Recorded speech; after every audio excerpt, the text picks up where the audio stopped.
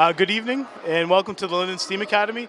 My name is Ray Garcia. I am the interim principal and welcome to our exhibition night. This is our opportunity where students and teachers invite families in to showcase all their hard work that they've done all year long and to see some of our project-based learning.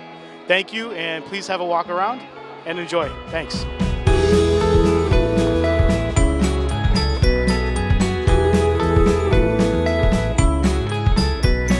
Our project is we're making a project of wings. The whole fifth grade made it. It's basically a whole assortment of wings. Basically, like it describes what lifts us, like in some words. Like you could be described like funny, kind, helpful, silly, creative. There's so many words you can choose from. And these wings are like an interactive piece, so whoever comes here and feels sad, they can take a picture with it and have it like as a memory. Because there are about like 97 wings in the whole fifth grade. They wrote what lifts them up, and that's basically it. And so we all painted them. We all painted all of them, like all the wings in different colors. And then over there are like all these pictures of us standing with the wings. It was actually inspired by there's this mural in Nashville. It's like a wing, all these wings, like all these. And then there's a poster right over there, explains everything. And that's basically it.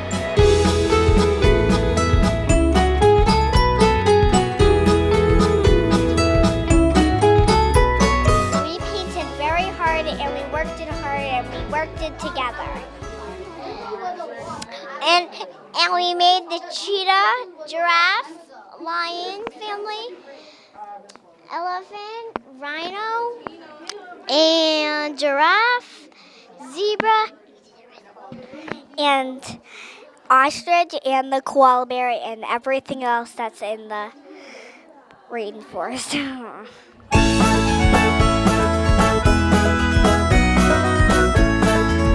Can you tell us a little bit about your project? So we made an animal called the Dolphin Lemur. The doll stands for dolphin. The froth stands for frog. The froth part stands for sloth back feet, and the jaguar stands for jaguar body, and the lemur stands for lemur tail. We made this because I really liked the jaguar and the dolphin head. She wanted to do the sloth back feet and the frog front feet, and we both really liked the lemur. So how did you make your project? We used it using pipe cleaners and inside foil, styrofoam. And here we used pipe cleaners. Used tin foil over here and then we used a styrofoam block and a little egg container. Where'd the nose go? And we used a little egg container thing. That's how we made it. So what did you learn from this project? We learned that things about the jaguar and how it adapts, and with the sloth back feet and the lemur tail and the frog front feet and the dolphin head. What was your favorite part? My favorite part was painting the jaguar body. My favorite part was building it and seeing it finished. Yes. Understood. Okay, thank you.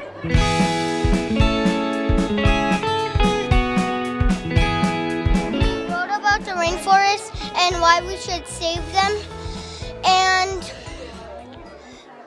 that one, the frog, is mine. The one that I wrote about the animals that we wrote, and we made like comic strips and models about the rainforest. What was your favorite part about the project? Doing the comic strips and coloring them. What did you learn the most? I I learned the most is that why we should save the rainforest. So can you tell us about your project and what you used to make it? We used rocks for the river. We used shoebox paper for the river too, and we used some dime and nickel and penny and quarter holding things to keep it safe. And we used Play-Doh for the eggs. We used these nests to help support the eggs. And I made this from homemade eggs. And what I like to call these animals, which everybody calls them. And I have no idea what this is. So what is this project about? This project is about saving the rainforest. Can you tell us why we need to save the rainforest? We need to save the rainforest because if we cut down the trees, we won't have enough oxygen. What was your favorite part? My favorite part was making the eggs. Can you tell me a little bit about your project? So I did a project about sharks. So there's 2 sharks, and they're eating shark food, which is goldfish. And there's a crab out on the sand and a bunch of seashells. And there's a whale out in the ocean close to the shark. And there's a fish close to the whale. There's seaweed at the bottom of the ocean. And there's an octopus at the top and a sea turtle. And there's a starfish at the top. And then there's dolphins on the sides. And then there's more seashells on the back. And then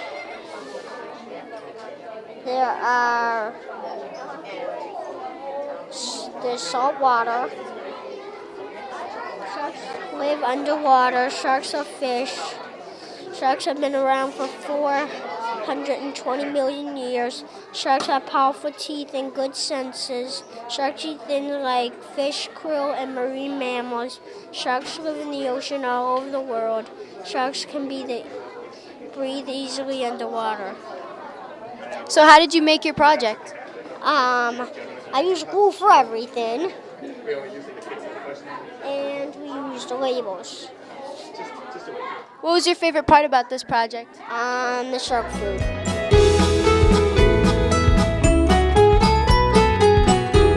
So animal adaptations are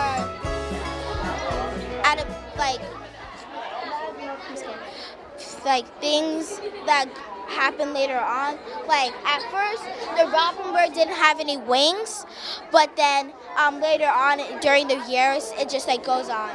So they need their wings to fly away from their prey. So, and as you see, an adaptation, if you want to know about that, an adaptation is like a time when an animal changes. So like, I have an example, like a bat. A bat adapted into wings. Into wings. So now they can fly. But it's not like for a week. It's like it takes like 100 years or so for a few minutes. And instincts are like what they eat and how they attack and like all those stuff. Like sometimes predators try to come eat them and then they always try to run away. So like they have an instinct to always run away from predators and yeah. So also back here we have papers. So over here we have the kit fox, and one of the kit fox's instincts over here, baby kit foxes know how to run from danger and play. Also, they make noises. So like when they make noises, their mom can find them when they're in a surrounded place where they don't know. So can you tell us about your project and how you made it? So it's a volcano, and I made it with clay, and I colored it all brown.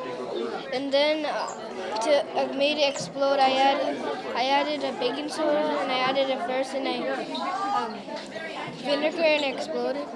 What was your favorite part about making this? The explosion. Do you know any famous volcanoes? Mount Vesuvius.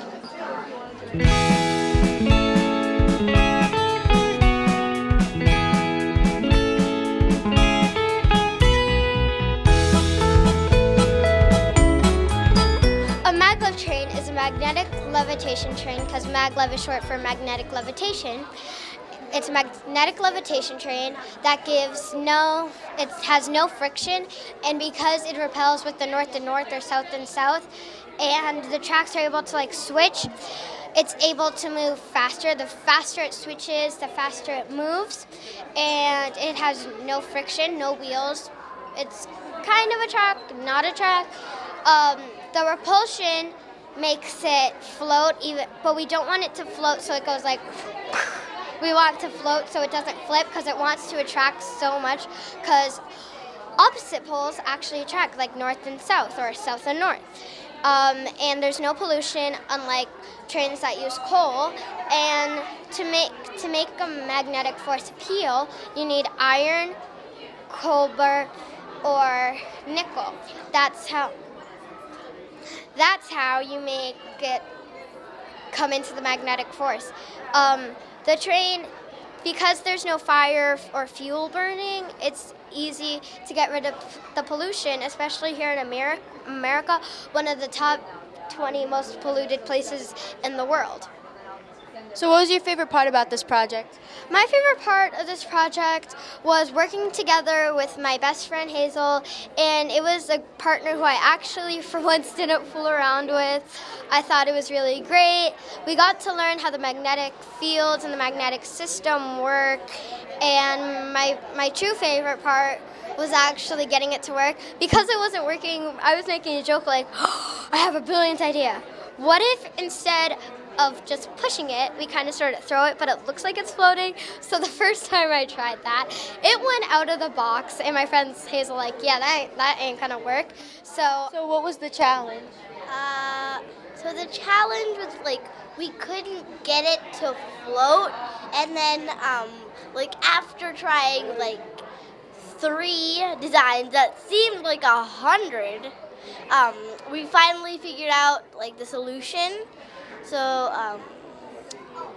that actually worked, and I was really happy because it worked.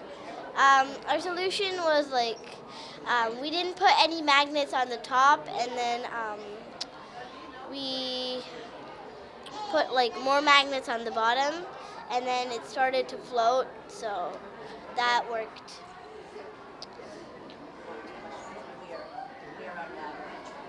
So where are maglev trees? So one of the countries are Japan, Germany, and China. Look at the camera. So those places I believe not very polluted because they use the maglev train that don't burn coal or fire to pollute the earth. So when we were doing this project, the maglev train, we used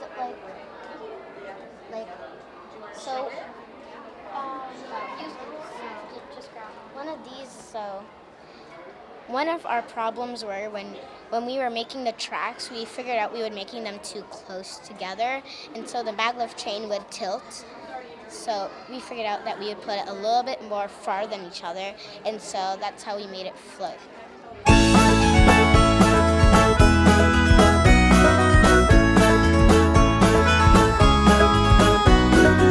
My name is Christina Rosenthal, and I'm the 5th grade science teacher at the Linden STEAM Academy. These are some of my students. They've been focusing on the UN's Sustainable Development Goals this whole year. So I'm going to leave it to them to tell you why the Sustainable Development Goals are important to them and what they are. So who wants to start out? What are the SDGs? Theo, can you?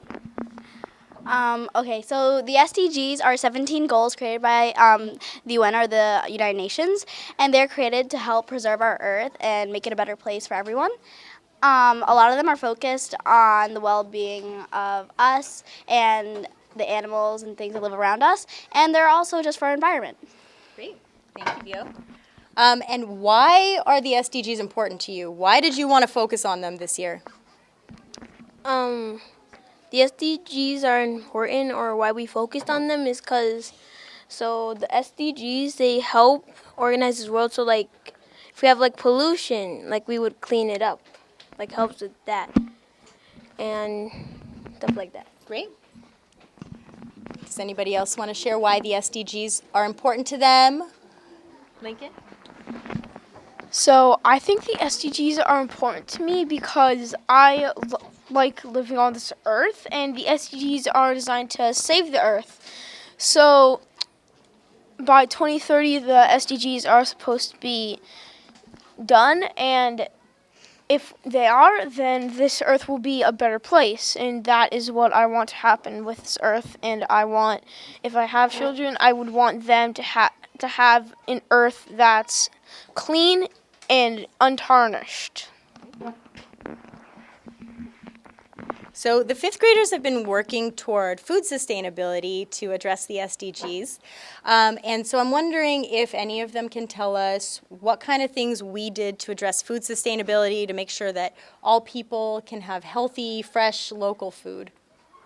Okay, so first what some of us did was we created plant packets or like food, like seeds which would grow into like food, like some maybe they're like tomatoes, I think one was like a radish one, and we just wanted for like that people wouldn't need to be dependent on like stores to like get like the plants from there and like the food from there, so they could make their own healthy food.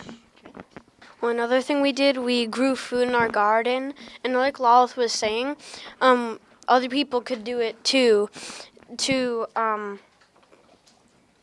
to grow food in their garden so that they have it when the food's ripe. They can just pick it and have food to eat.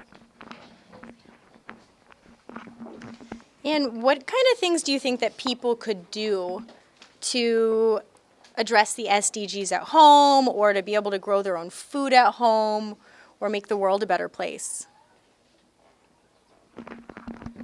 We can make the world a better place by focusing on the SDGs, and if we complete them, the earth would be a better place. And if you wanted people at home to learn something from your projects, what would it be? So one thing would be that you shouldn't waste water, because lots of people did projects on watering and like reusing water again and again. And you should also grow locally, and buy locally if you're buying food, or you should just grow your own food at home, which is a lot easier. And you should, another thing, like one thing that you could do is instead of using a car, like if there's like if there's a place that's really close to you, then you could just use a bike or walk or something like that. If there's one thing you wanted people to remember about your project or about the SDGs, what would that be? Well, I would tell them that it's not too late, that we can still do something to help the world. And we already have the solutions. All we need to do is execute them. And I think that's it. Any final thoughts from people who didn't get to go yet? I want them to remember like how important the SDGs are, because if everyone's like contributing to fixing the SDGs by 2030, then we can accomplish it. People could like if you we could hang posters, and then they could learn about the SDGs. And since we have our own SDG club, people could start their own SDG club, and like if that spreads, we could all do, and like we could all learn about the SDGs and complete them. Great. Who didn't get to go yet? You didn't get to go yet, didn't you? One thing I want to say is that the earth can live without us, but like we can't live without the earth. So we have to kind of do the SDGs so we can like make the world like a better society so we can live in, and it'll be like better for us. One thing to say that I don't think anybody mentioned was we're not the only ones living on this earth. We have animals, other species that also depend on the resources that we use, like water. So we shouldn't be harming them or by taking away their habitats, making place for us. We already have enough space, and I think that's all we have to say.